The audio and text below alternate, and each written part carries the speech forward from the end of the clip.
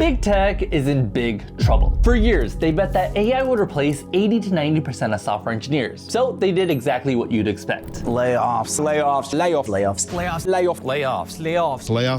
And for a while, their plan was working. AI kept getting better, while hundreds of thousands of software engineers got laid off. So it looked inevitable. AI killed software engineering. But then this happened. Big tech is scrambling to slow down its use of AI. Uber and Microsoft are starting to second-guess aggressive AI adoption. Seasoned engineers were actually 19% slower when using AI tools. Research shows the tools might not be as helpful as some expect. The AI experiment has officially failed, and tech companies are desperate for human workers once again. So in this video, we're actually going to go back over the last couple years and really understand what went wrong with this whole AI experiment, including the big AI lie, 2 huge problems with AI, why tech companies are suddenly rehiring software engineers that they previously fired, and what skills you need to best your chances in this new market. A lot of value to unpack in this video, so let's get to it. To really understand what's happening with AI in this tech market, we need to go back to 2021, before ChatGPT was even a thing. And the reason 2021 matters is because this was an amazing software engineering job market. But there was still a huge issue. Companies were aggressively hiring. I mean, if you could code and breathe, you were guaranteed a $200,000 job offer. But even in this great market, there was still a lot of fear with regards to AI. In June 2021, GitHub Copilot came out. And no, this was not some magical AI software engineer. It couldn't create like full apps for you. All it did was you would write a comment and it would finish the function for you, like a code autocomplete. But that alone was enough to freak out the market. Articles were coming out. Will AI replace developers? How Copilot is an existential threat and would put developers out of a job. And this was before any of the major layoffs even happened. This was 2021. But then 2022 came around and AI coding took to a whole nother level. In February, DeepMind announced Alpha Code, and now all of a sudden, AI was competing in programming competitions. It could solve algorithmic problems, and it earned a ranking within the top 54% of competitors. And so, in a very real sense, AI was now competing with programmers and beating a solid amount of them. Then, in November 2022, that's when the real explosion came and ChatGPT was launched. This was the moment AI coding left the developer bubble and entered the mainstream. AI coding with Copilot was something only developers used to help them code. But now, ChatGPT, any random person out there could just open up a chat window, type in plain English, and effectively create code. And so now, everyone, including tech companies, started questioning the value of learning to code or becoming a software engineer. Because if a tool could code for you cheaper than a human developer, what's the point of the human? And as crazy as it is, coincidentally, at the same time, the tech job market took a very ugly turn. More than 93,000 tech jobs were cut in 2022, and entry-level hiring became super tough. And so, as AI got better, the tech market got worse. But then in 2023, it was horrendous to say the least. 260,000 workers were laid off, and personally at my company, they did 2 big rounds of layoffs, which they historically have never done. Hiring freezes became normal, new grad roles disappeared, and I know people that took months if not years just trying to land their first entry-level job. And to be very, very clear, at this point, AI wasn't even good enough to replace software engineers. Companies overhired in the pandemic, and now they were doing their corrections. And so for anyone out there wondering, the tech market was utterly cooked before AI even stepped into the kitchen. But once it did enter the kitchen, it added fuel to the fire, especially going into 2024. Because in 2024, we finally got the thing that everyone has been scared of. In March of that year, we got a full-blown AI software engineer known as Devin. And it was demoed to be able to edit files, run commands, ship code out, just like a real human software engineer. Really quick, if you want to get ahead with AI, you need to stop typing on your keyboard. I have a major problem. I think way faster than I can type. Every time I'd open up my laptop to jot down an idea, my hands just couldn't keep up with how fast my brain was going. By the time I was halfway through typing, I'd already forget the thought. And as someone who comes up with a lot of ideas, that just wasn't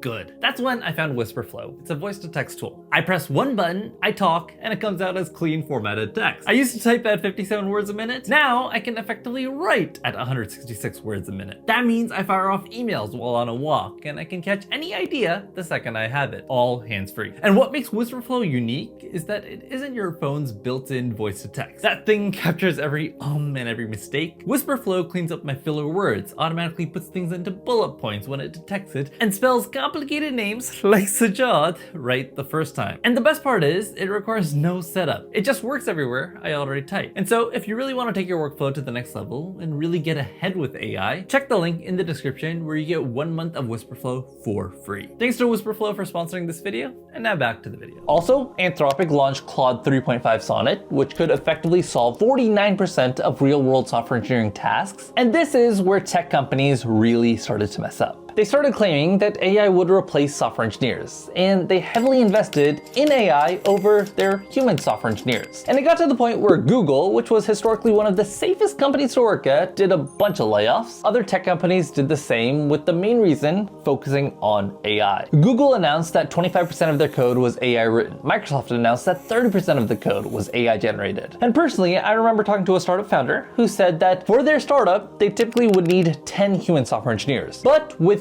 the AI coding tool Cursor, they were able to get the same level of output with just 2 people. And so the AI replacement of software engineers started in 2024, but it took to a whole nother level in 2025. And this is when Mark Zuckerberg went ahead and said, we are going to have an AI that can effectively be a mid-level engineer. A lot of the code in our apps is actually going to be built by AI engineers instead of people engineers. And to be very clear, this wasn't just his prediction. Anthropic CEO Dario warned that AI could wipe out half of entry-level white-collar jobs within the next few years. And Anthropic's own labor report put computer programmers at the top of its AI exposure list, claiming it could already do 75% of a programmer's job. Salesforce CEO Mark Benioff said that they weren't going to hire any more software engineers that year because they've already gotten such a huge productivity boost from their AI tool Agentforce. And so yes, in 2025, tech companies were trying to replace human software engineers with AI. The idea, if I could pay $20 a month for an AI coding tool subscription, why on earth would I spend $200,000 a year on a human software engineer? And things were looking really, really bad. But then we got into 2026, and here's where pretty much everything changed. Now, all of a sudden, tech companies are desperate to rehire the software engineers. In April, tech job postings passed 575,000, which was the highest level in 3 years. Software engineering postings were up 32%, but in terms of the companies themselves, they are officially pulling the alarm bells on this whole AI experiment. 50% of companies that previously cut workers because of AI are expected to rehire them in 2027. 70% of companies have been struggling without enough technical human beings, and nearly half the companies have straight up canceled projects because they don't have enough people engineers. And right here, I want you to pause, because I bet you're confused. AI was supposed to replace human software engineers. So what happened? Why is everything in reverse? And this is where I get into the big AI lie. So 2025 was supposed to be the year that AI replaced software engineers. You have all these amazing AI tools, why do we need human software engineers? But that was the lie. AI was a failed marketing scheme, not a full technical replacement. Yes, it's generally a good thing. It has helped tech companies. I use it too, I like it. But is it that sensationalized, amazing thing that it could replace full-time software engineers, full teams, full companies within seconds? Absolutely not. And if you're wondering why, well, AI actually has 2 huge problems that prevent it from being able to replace software engineers, especially when it comes to code. And let's talk about it. The first problem is hidden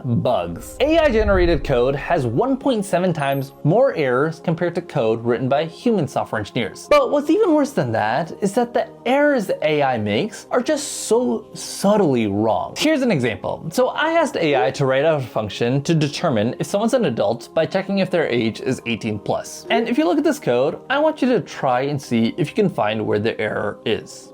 Yep, right there. So some people may not have caught it the first time because it's such a small error. But basically, instead of being greater than, it needs to be greater than or equal to. It's just one tiny error. What's the big deal? It might start off as one tiny error, but every time you get AI generated code, if it makes that one tiny error, that can add up to 10, 50, 100 errors. Then all of a sudden your code base has all these small little issues that make it slightly wrong. And that's how you end up in situations where you publish a web app and your customers who are paying all that money end up with a login button that doesn't even work. But beyond all of that, AI doesn't just mess up sometimes, it also adds a lot of fluff. And so the second problem with AI, especially the code, is hidden bloat. So right here is a function that a human like me would write to return the first and last name of someone using Python. And here is some AI generated code to do the same exact problem. So for literally no reason at all, it bloated it by creating a whole other class with 2 extra functions to literally return what I had done with 1 line. And tech companies report that AI generated code results in 38% more code volume. What that means is now companies have to maintain that code, which also makes their systems more complex, and they need to put more time and effort into maintaining that AI generated code. And to maintain that AI generated code, that is why they're realizing they are fully in need of those human software engineers. AI isn't giving them that gain that they expected, which is why tech companies are trying to bring back the humans to manage the AI. So ultimately, at the end of the day, AI ended up creating more demand for humans, not less. And this is why tech companies are back to hiring software engineers, and that has led to Boomerang hiring. So for those who don't know, Boomerang hiring is exactly what it sounds like. You throw out a boomerang, and then it comes back and you grab it. And tech companies are specifically looking for software engineers that they previously fired, because those engineers already understand the company's code base, systems, and internal practices. Rather than spending months bringing a random new Joe into the mix and trying to help them get up to the speed with all the processes, they'd rather bring back someone who already knows how everything works. They can come in, untangle the AI generated code, and start fixing problems from day one. But most of this rehiring is being done quietly. You aren't going to see major announcements. Companies won't publicly admit that they overestimated AI's ability. That's just going to make them look weak,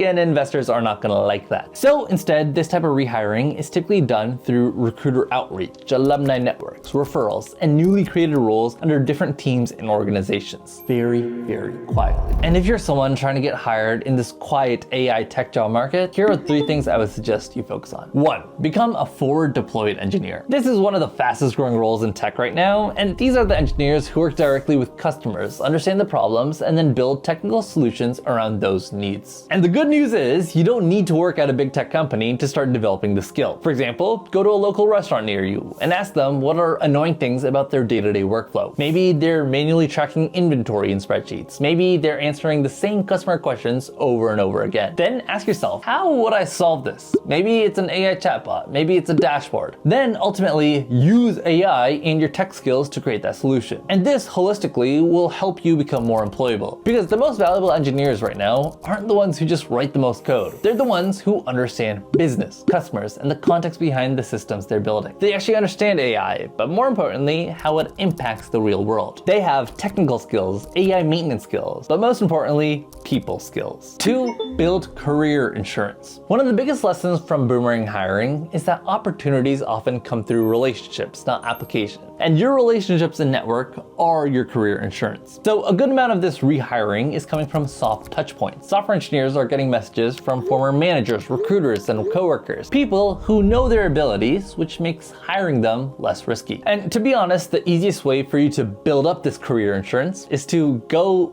everywhere. I'm not joking. Back when I was in college, I would literally go to every single event, every tech talk, where I knew that there would be tech people there. Then I would chat with them. Don't immediately ask for referrals. Don't ask them to review your resume. That's very transactional. Instead, build that relationship up. Talk to them about their day. Talk to them about their interests. And instead of asking them for favors, just show off your value. Maybe you can talk about a cool project that you worked on. Maybe you can mention a cool person that you bumped into. And if you can signal that you're up to pretty cool things, people will then want to network with you. Then you build up that relationship, check in with them here and there. Then after a while, you can make your ask. Maybe a referral or an introduction to a hiring manager. This will take time, but trust me, at the end of the day, overall in your career, it is so worth it. 3, learn to orchestrate AI. The highest value engineers today are the ones who know how to coordinate AI tools, review their outputs, and turn them into real products. Think of yourself less as a coder and more as a conductor of an orchestra. The AI can play the instruments, else, but someone still needs to know what song they're trying to perform. To start out, pick a small project and force yourself to use AI throughout the whole entire development process. If you're building a personal website, use AI to create the design, generate components, and deploy the application. As you do this, pay attention to where the AI succeeds and where it struggles. If it messes up, try to fix it by providing more context, design choices, and ultimately your judgment. This is what companies are desperate for right now. The engineers they bring back and paying top dollar for are the ones that are not only technically sound, but they know how to actually supervise the AI. And so if you can seize this opportunity and learn how to orchestrate and supervise the AI, you're gonna be doing just fine. Well, that's about all I have in this video. I really hope that you guys enjoyed it. And if you did, make sure to hit the like button, subscribe if you haven't already. If you're interested in my absolutely free tech newsletter, link for that down below in the description. And if you're interested in what a software engineer even does on a day-to-day basis, you might want to watch this video right here.